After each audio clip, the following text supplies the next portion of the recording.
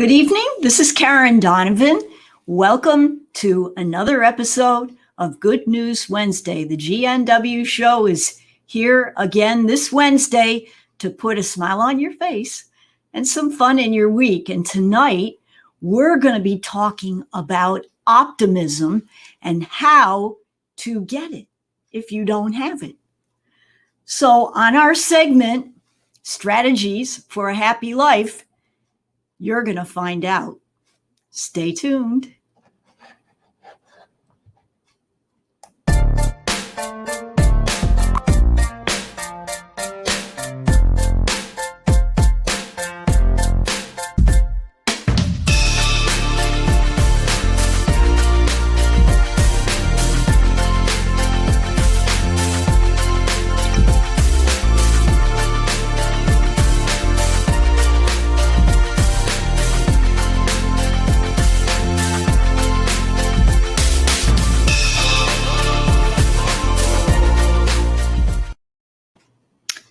That's right, folks. I read a very famous quote, and I'm going to read it and share it with you. Some men see things as they are, and they say, why? I dream things that never were and say, why not? That's by George Bernard Shaw. And, I read a little bit of information about how to tell if you are an optimist or a pessimist. Now, there's a quiz. I'm going to put the link in the chat and on Facebook Live and on the comments on YouTube so you can check it out for yourself.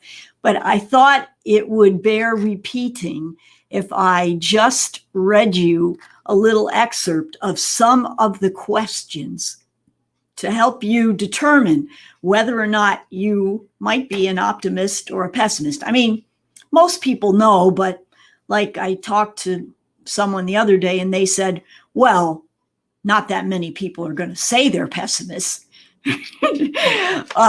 But how do you find out whether you lean in one direction or the other? So check out these questions and answer these in your own mind. The traffic light turns yellow. What do you do? Do you speed up? Do you slam on your brakes? Or do you wait for the light to get closer to the light to see if it's a long yellow? Okay, that's number one. Number two, you meet a friend at a coffee shop and the line is really, really long. What do? Jump in the line and say, oh, it'll go pretty fast. B, do you estimate how long it will take to decide and then decide whether or not you should maybe go somewhere else? Or C, do you immediately walk out and say, that's going to take forever? Which one of those people are you? Question number three, if you planned a barbecue and the forecast said rain, what would you do? Would you forge ahead and have the barbecue anyway and hope for the best? Would you move everything inside because you'd rather not have to worry about it? Would you just start planning for moving inside in case it rains? Or would you cancel the barbecue because what's the point of a barbecue indoors? Do you know someone like that? And number four, this was very telling. You're about to get on a roller coaster. What's the worst thing that could happen? The whole thing could crash to the ground and kill all of us. We could get stuck up there for hours. I've seen it happen. I could make a bad face and the picture they take at the end of my ride would look funny. Or D, you won't see me on a roller coaster. Do I look like I want to die today? So those are some of the questions and answers that optimists and pessimists answer and how they answer. At the end of this quiz, by the way, you will get a score. And which person will you be on the optimism or the pessimism scale? Will you be a gentle pragmatist? Will you be a silver lining? Will you be a worst case scenario? Will you be a half empty person? Will you be an uber realist? Or will you be a sunny side? So think about that and see how you might come out on that topic. So I've thought about optimism and pessimism this week. And I've checked out some interesting things about the topic. And one of the areas that I thought was interesting was some of the traits of an optimist that maybe you notice in people. I don't know. Maybe you do, maybe you don't. Of course, I'm always reminded of the old joke that my dad always told, and I know I've told it on the show before, but it bears repeating. There were two young boys. They were twins, and one was always complaining about everything, and the other one was always happy. So the father did an experiment for their birthday. He got one of them into a room with a whole bunch of toys. And the little boy stomped his foot, and he was so upset and aggravated with his father. He came out, and his father said, "What's wrong, son?" He goes, "There's no pony in there." And the father just shook his head. The other little boy went into a room, and guess what that room had in it? Horse manure. And a little while later, the father went in to see how he was doing. The son was jumping up and down and all happy. And the father said, "Why are you so happy?" And the boy said, "Because there's got to be a pony in there somewhere." And I know you've heard that story, probably, if not here, somewhere. But that's one of the traits of an optimist. They have gratitude. They are, always looking to appreciate what little they do have. And sometimes, when they don't have something, they realize, well, this is my opportunity to change. And then they're still happy about it because it's their attitude.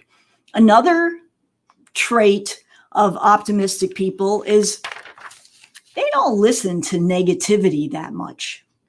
Like some people, like in that quiz we were just talking about, they listened to the negative comments, the negative people in their lives. They worried about those things. But a optimistic person always seems to ignore the negativity, and they realize that if they can't change the wind, that they can always change the direction of their sail and move in a different direction if things don't work out. And last but not least, and this is a good one, and one we can all learn from, positive people hang out with other positive people. They don't hang out with negative people. There's an expression, it's kind of a little bit crude expression, so I won't use the whole thing, but it starts out, if you swim in the sewer, you smell like, okay? And it's the same thing with hanging out with negative people. Now, sure, some of those people might be in your family and you really have no choice, but just don't listen to them so much and try to think beyond the immediate negativity and vibes that you're getting and try more positivity. Start today. Think about these 3 questions. How can I do what I do every day even better than the way I do it now? That's something we can all learn. What are the endless possibilities that I can envision today about my life? Like sometimes, I don't know about you, but you get up in the morning, you have a fresh start, you have a fresh perspective on things, and you can think about those endless possibilities. What can you do for yourself or for others that's going to make you a better person and a more positive person? And then last but not least, ask yourself every day, if I can do those things, why am I not doing them? Is it for the lack of motivation, organization? What is it that's holding you back? And as we think about that and think about the power of optimism, as we said in our introductory video, optimism is contagious. Pick it up and pass it on. So I hope you liked our segment on strategies for a happy life. And now we get to talk about the next happy topic coming up now.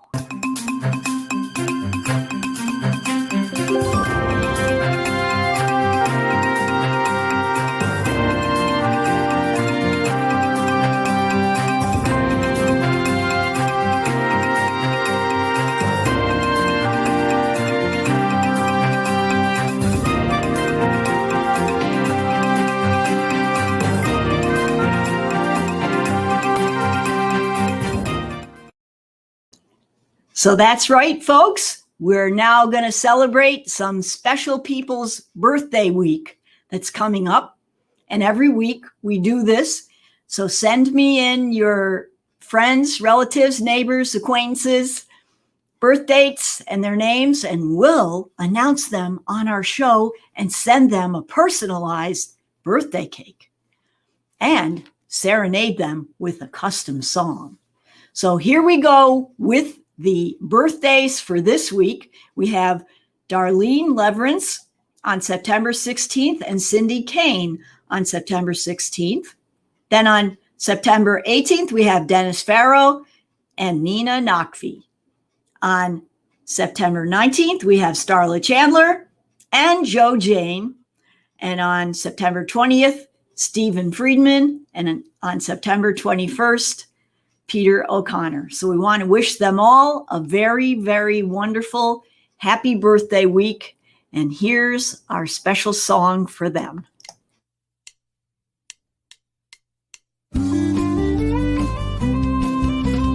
Heard it was your birthday, hope it's a good one too. Happy, happy birthday, now and the whole year through. And if you're having trouble with all those candles on your cake, just call us up, we'll help you blow them out. So you can take a, you can take a, you can take a break.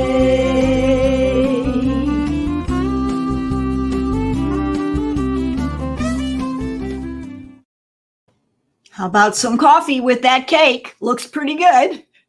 Okay, and now we are on to our question of the week on Real Estate Corner.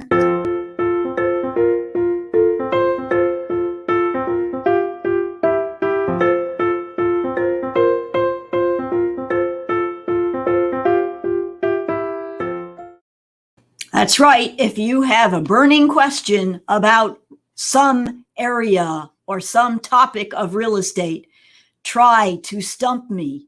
Send me your question at Karen@homesbydonovan.com, and I will attempt to give a thoughtful and creative answer to your question with my wonderful experience. Now, this evening, the question is, what about a way to optimistically set up an open house for success so that my house will look the best it can look and I will get a wonderful buyer for my house? So here is my answer.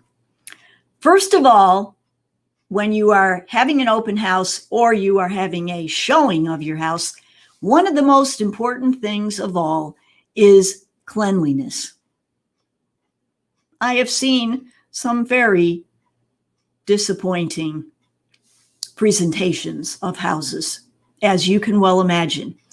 And my first bit of advice is clean, clean, and clean, and then clean again, because you don't know, you don't see all of the dirt and clutter that's around, and pick up. I've seen some real estate pictures lately that have been very disturbing with all kinds of stuff in them that doesn't belong there. So along with the cleaning comes the decluttering, the depersonalization, and getting rid of large pieces of furniture like that take up the whole room. So that would be very, very important. Number two, before you start thinking about improving on your house, think about fixing things that are broken or that are in disrepair. What I'd be talking about would be things like any leaky faucets, moldy grout on the tub, chip paint, non-functioning lights and light switches would be simple fixes that you should do. Then in addition to that, painting would be probably the next thing. I mean, nothing worse than walking into an open house and seeing, smudged walls or, the wallpaper, things that are dirty that just could be easily cleaned up with a coat of paint. And last but not least, your flooring. If you have dirty carpets, obviously cleaning them would be your first step, removing them and replacing them with something more serviceable, like those vinyl, luxury vinyl laminate plank tiles. Those look really nice. I just did a house in that. Or even, worst comes to worst, new carpet would be better than the old smelly stuff. So those are some of the things that you can do to have success and optimistically get a great offer on your house in a short period of time. And now we go to one of our favorite and most awaited topics of the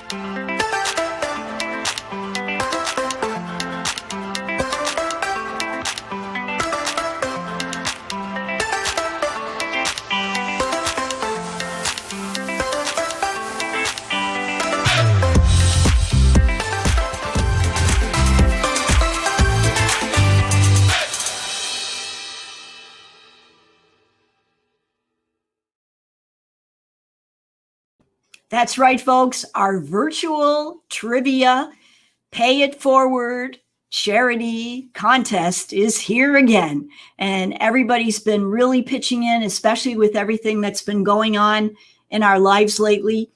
And we've moved to our pay it forward trivia contest, which means that the way it works is each week there are 4 winners who have answered our trivia question and sent it in to me, and I have put it in our handy dandy mixing bucket, and we choose 4 winners. And of those 4 winners, they then at the end of the month get to each have a shot at picking their favorite charity.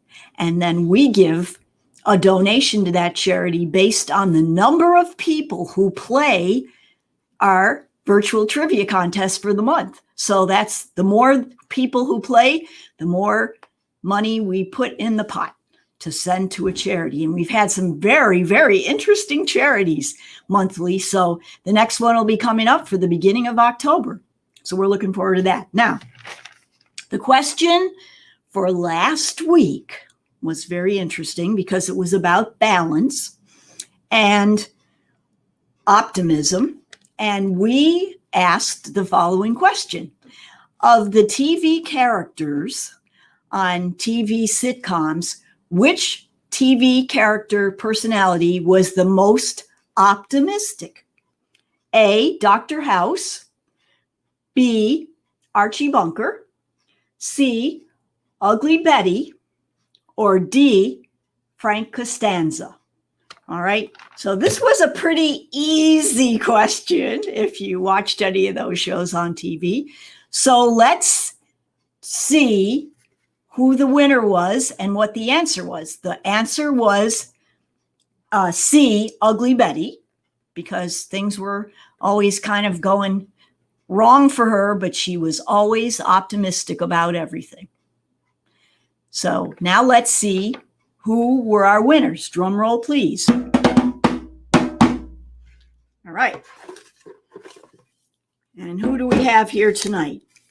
Oh, okay. So here are 4 winners. Marilyn Day. Congratulations, Marilyn. Tariq Husani. Congratulations, Tariq. Max Espinosa. Congrats, Max. And Sylvia Cipriani Donovan. All right. Congratulations to you 4. So we'll be getting in touch with you to see who is going to be our grand prize winner and pick our favorite charity for this coming month. We'll be looking forward to that. And now on to our trivia contest for this coming week. And our topic is going to be about success. And it's a topic that I'm looking forward to talking about. And there's a lot of people who are successful, but we're looking into an area that is an area that I don't usually go into, which is sports. And so here's the trivia question. Of these famous basketball coaches, there was one who taught the basics, and his first lesson was how to put on your socks and your shoes. That's a very important question to know when you play baseball, isn't it? How to put on your socks and shoes. Was it A, Mike Krzyzewski of Duke University? Was it John Wooden of UCLA? That's B. C, Kareem Abdul-Jabbar, coach at Oklahoma? Or D, Ben Howland, coach at Mississippi? So A, Mike Krzyzewski, B, John Wooden, C, Kareem Abdul-Jabbar, and D, Ben Howland. So if you would like, you got two choices. You can either answer the question tonight in the chat if you're on Facebook Live, or if you're on YouTube, answer in the comments. And then the other way is just send me a quick email at karen@homesbydonovan.com along with your name, your answer. Don't forget to put your answer in. I've gotten a couple of emails from people with their name and then they didn't answer the question. So do that and then send that to me and we will enter you into next week's drawing. Okay, so we've had an exciting evening. I thank you for joining me, either on the live show or on the reruns. And we look forward to seeing you again next time. Until then, stay safe and make it a great week. Bye-bye.